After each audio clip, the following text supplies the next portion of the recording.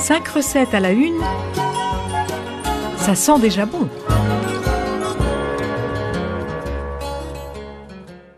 Bonjour. Qui n'aime pas la tarte aux pommes ?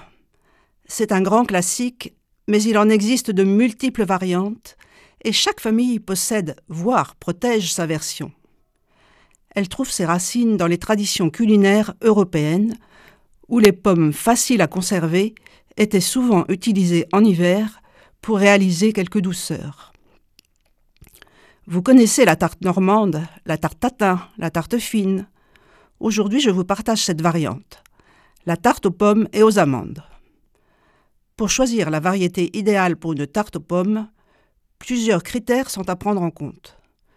Il faut une pomme qui résiste bien à la cuisson, qui a une saveur prononcée et une certaine acidité pour équilibrer le goût sucré de la tarte.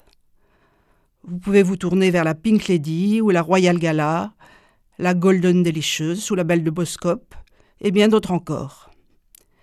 Et si vous avez la chance d'avoir un pommier chez vous, vos pommes feront l'affaire.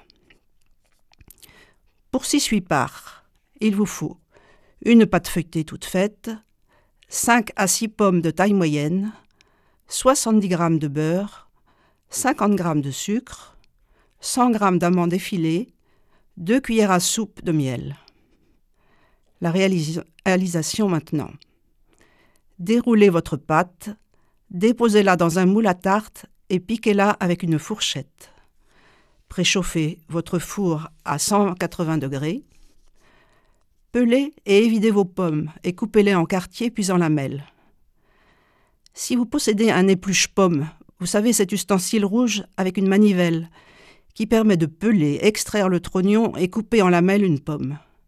Si vous avez cet objet chez vous, vos pommes seront prêtes en un tour de main, ou plutôt de manivelle.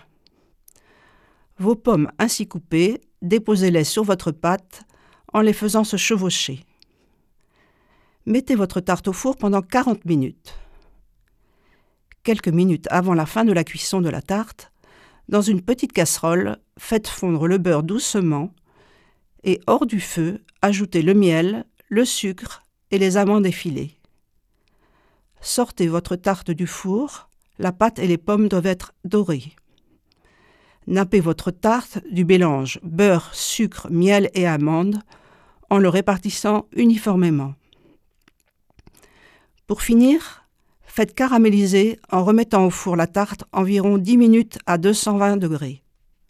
Attention, la tarte peut passer très vite du caramélisé ou brûlé.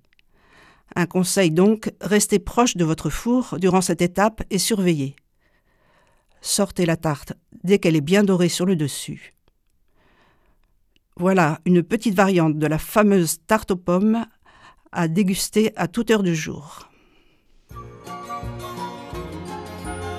C'était 5 recettes à la une, à réécouter sur radiofidélité.com.